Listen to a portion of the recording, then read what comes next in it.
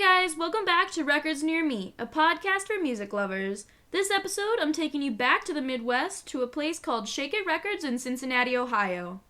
Now, this place is unique because it actually started as a record label by Jesse Hervey and Doc Kelmus in 1978. And it started as a way to issue records from local no-goods. That is a direct quote from their website. Then they began selling music through a mail-order catalog before eventually opening a storefront in 1999. However, they moved to their current location in 2001. And this place is quite eye-catching with its bold colors and eclectic decor. Everywhere you look, there's something interesting to see. They have a great selection of band t-shirts scattered on the walls and ceiling, and they carry everything: CDs, tapes, and of course vinyl records. Also, this place is wonderfully set up to discover new music. From the way the place is organized to the little notes on the albums giving some insight to their sound. And they have a great selection of local music, which is one of the first things I always look for in a record store. I highly recommend you check this place out if you're in Cincinnati. In fact, make a special trip out because it's worth it. Now, let's go ahead and get to the interview. I'll be speaking with current co-owner Daryn Blase. Hope you enjoy. Records near me, let's go and see what lies behind a record store's mind. If you're lost, get found. Take in the sound. It's the place to go when you're feeling low. So, if you don't mind, I'll share what we find. I'll make a podcast, so all this will last. If you're lost, get found. Take in the sound. It's the place to go. So let's start the show.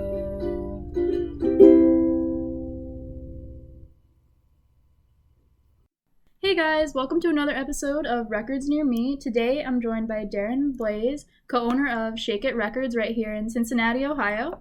So, how are you doing this morning? Good, getting the day started. Yeah, another day selling records. Yeah, so you got here at 7 in the morning. What do you usually do in the mornings before the shop opens? I drink my coffee and I kind of go through my email, see what needs to get done, print out orders, we do a lot of importing and exporting, so that's a different, time schedule. So I kind of see what's coming and going. And then just kind of like take a walk around the store and tidy up a little bit. And then there's some distributor guys that we talk to in the mornings and stuff before it starts to get too busy.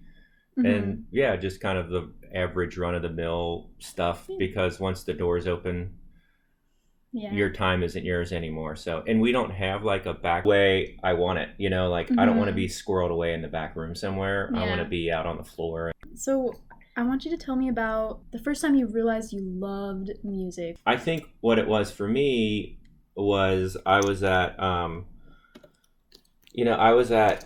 like Everybody's Records, which is another really good record shop here in Cincinnati. And, it's probably a sophomore in high school or something like that. And just combing through those like cheapy bins, the 50-cent bins and stuff like that. Just buying records based on what they look like and not, just kind of like a lost art now. I mean, even like here, like there'll be people going through the 50-cent records and there's something in your gut says, this is really cool.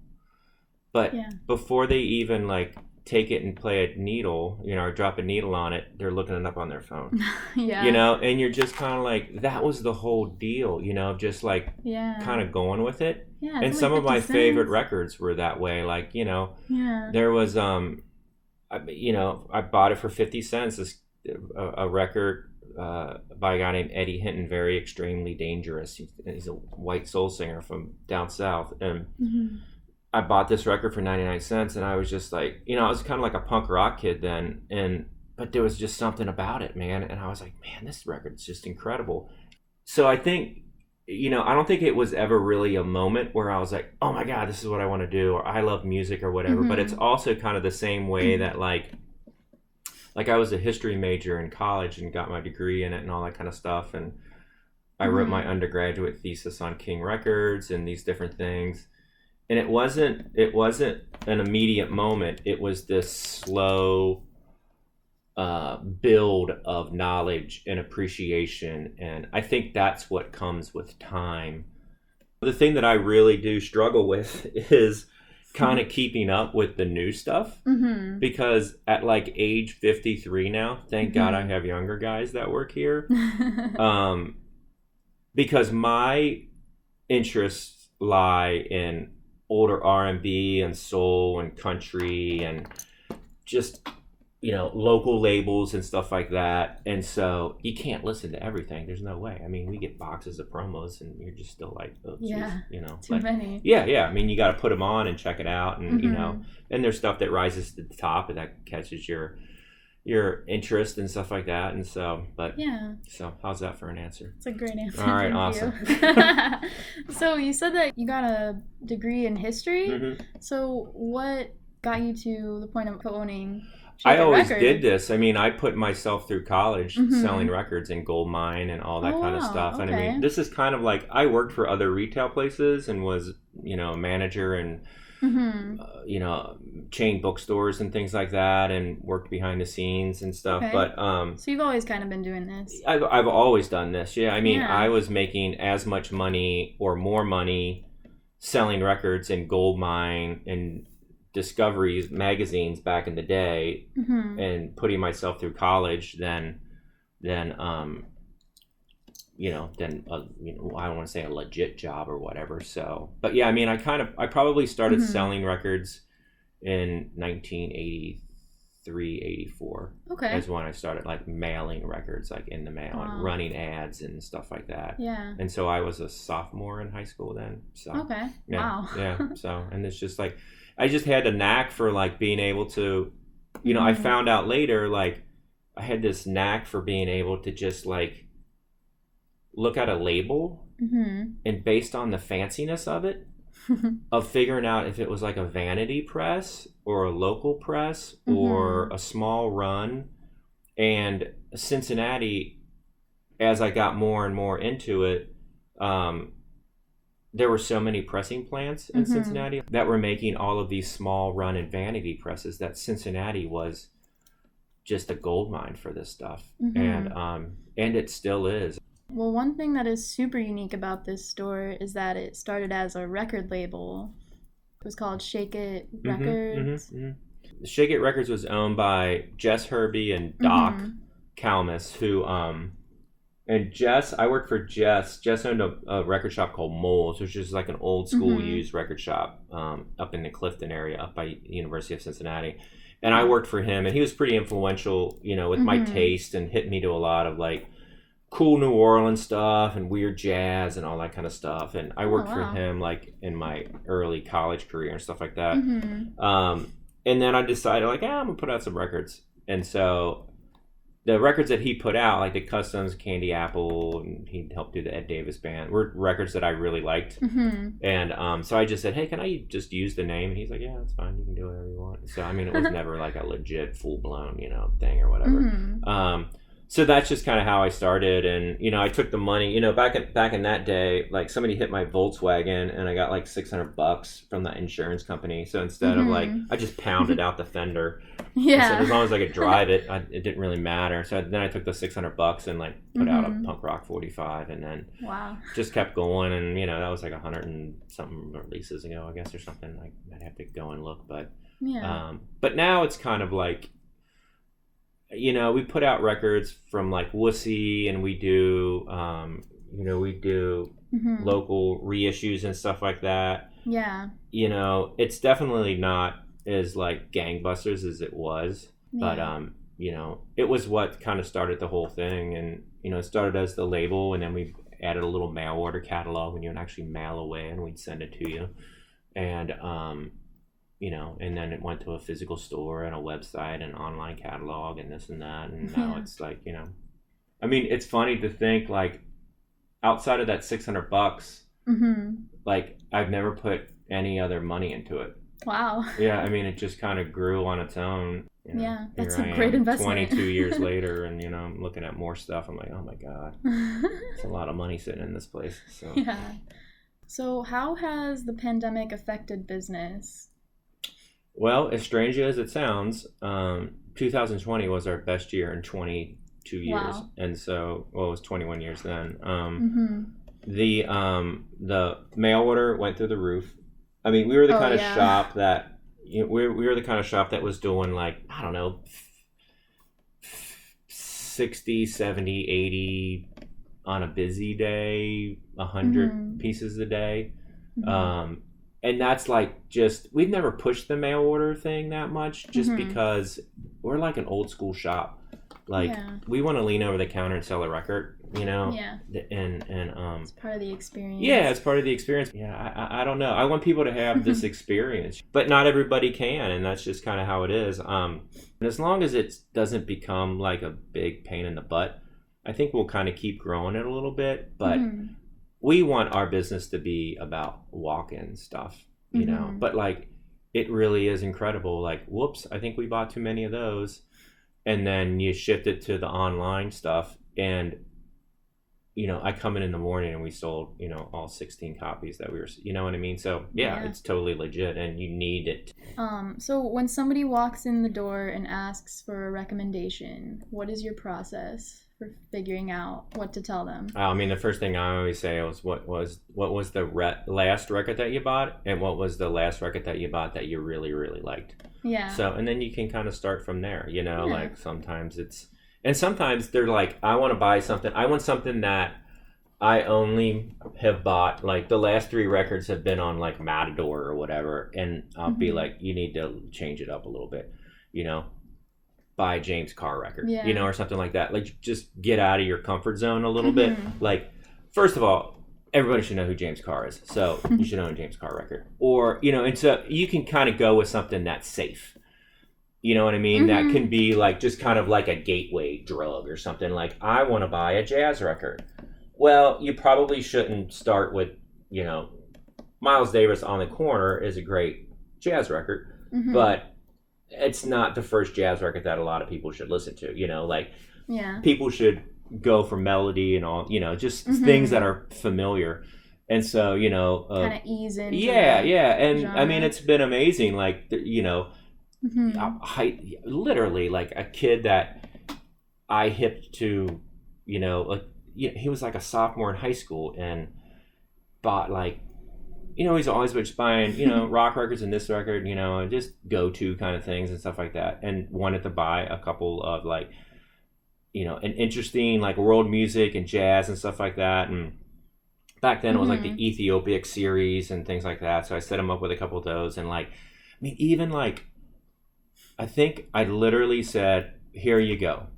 Here is Dave Brubeck's Timeout. You're going to know half of this stuff. You're going to be humming half of this stuff because it's already going to be familiar from like Muzak or whatever, but here's the stuff. So and now that kid buys like crazy ass Albert Eiler stuff. He's always asking for like, I'm like, what the hell is, like, it's just far out stuff. And so, and he's into all kinds of interesting world music and raga stuff. And, like, that was like his launching pad to like, he'll still buy the new Stephen Malkmus record or whatever. But in between, he's buying all of these other like really super cool, like, you just walk off the ledge and see if you're going to sink or swim. Yeah. So, and he swims, so, Yeah. Awesome. So in 2010, Rolling Stone named you guys one of the best record stores in America. Yeah. So why do you think I have no idea. you guys I looked at that list and I was like, I think that place is better. I think this place is better. I like Donner. I like this. I like, you know what I mean? Like, I mean, like one of my favorite record stores is I mean, there's so many like little tiny joints, yeah, I don't know. That was a really, I don't know how that algorithm worked. We were flattered. Yeah. It was nice. Yeah. And, I think it was a smaller herd then, that's for sure. I think what was kind of cool about it is that we were kind of like in a much smaller market compared to those other stores and stuff like that, which I thought was kind of cool. Like, oh, somebody actually paid attention to like stuff that's going on in other places. Because it's always been a little hard to like get the attention, especially now. If you're trying to like do an in-store or whatever, like it's a little bit more of a challenge to do it in a smaller market than it is to do it in Atlanta or whatever. Or like, I would see, like, we would request like I mean, now tour itineraries are a lot tighter, but we would inquire about, like, I would always look for, like, do they have a day off? Do they, all this kind of stuff. Just like come in and do a signing or whatever. We even kind of did away with in stores for a while because it's hard on the musicians. It's a lot to ask and all that kind of stuff. And so it was really hard to be like, hey, we would like to do this, and like not get a response at all. And you see them just doing them in LA, Seattle, Atlanta, Nashville, New York, all this kind of stuff. And you're like, you know where you sit. Whereas, like, places that we have good relationships with, like, I mean, we've done Sleater Kinney a couple times and all that kind of stuff. Like, if we can get our foot in the door, then, we can make things happen and stuff like that. But, I mean, that's not to say, like, we've done a ton of really great. I mean, we did the Black Keys when nobody knew who the hell they were. And now people are like, I remember seeing the Black Keys here. And I'm like, no, you don't. Because there were 9 of us. And it was icy out.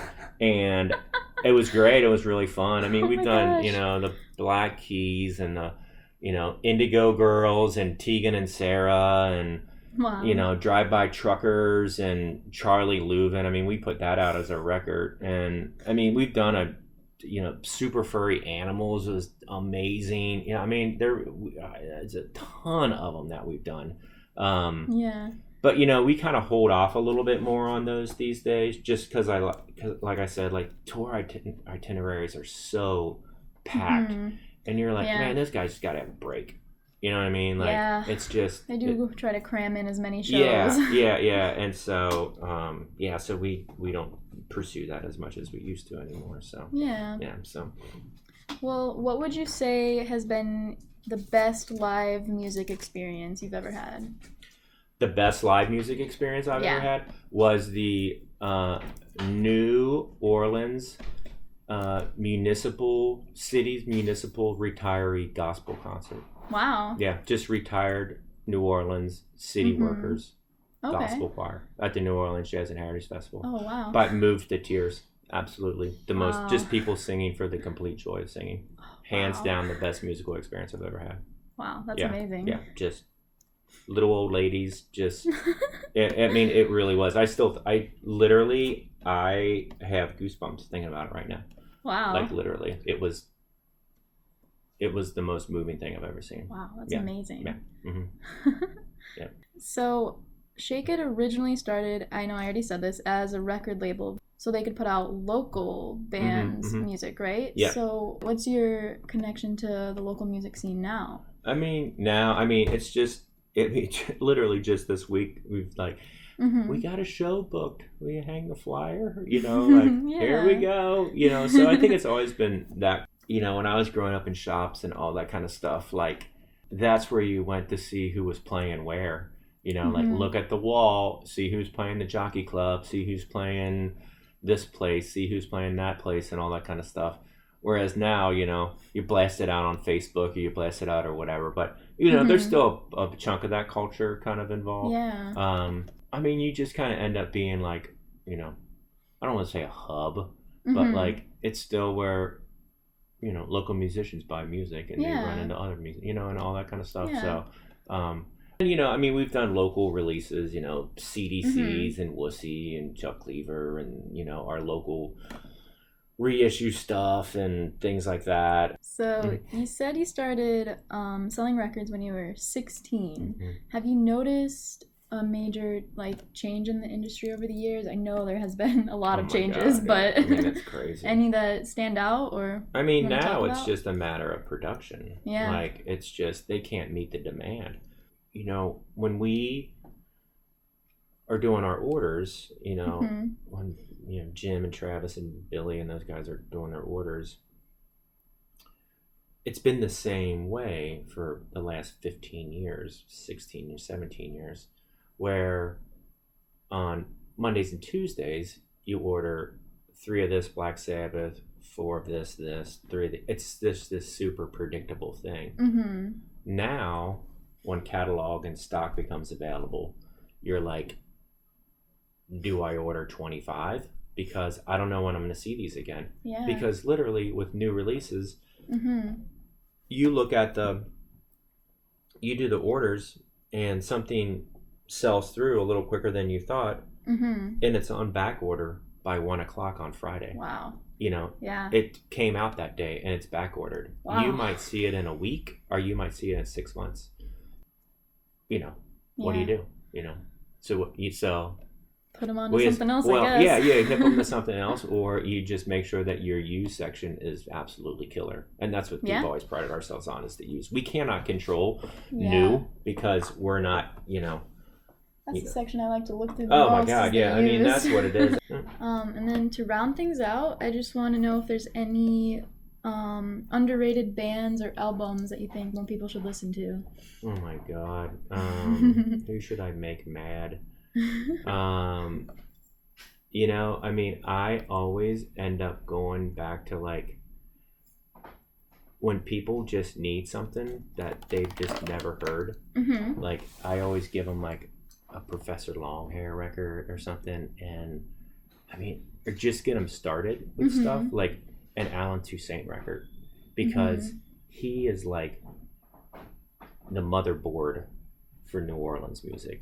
Or a Wild Chapatoulas record. Like mm-hmm. my buddy Isaac reissued the Wild Chapatoulas record, mm-hmm. just the Mardi Gras Indian record in New Orleans, and I probably hand sold 50 of those records.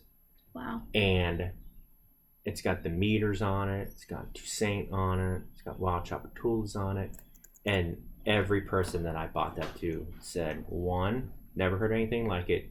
2, what else can I get that's like that? Wow. And so that's the thing. And I'm like, well, there's not a whole bunch of it.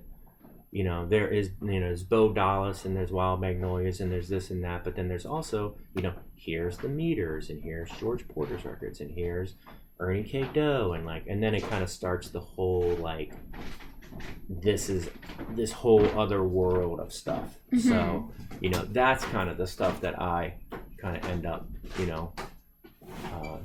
trying to hit people to and doing things like that. And, or like if it's a rock record, like mm-hmm. if they just want a rock and roll record, here's a Dead Moon album. Like, holy crap, like every record in their catalog is a must own. Wow. And they are so stripped down and awesome. It is fascinating to like when we play them in the store.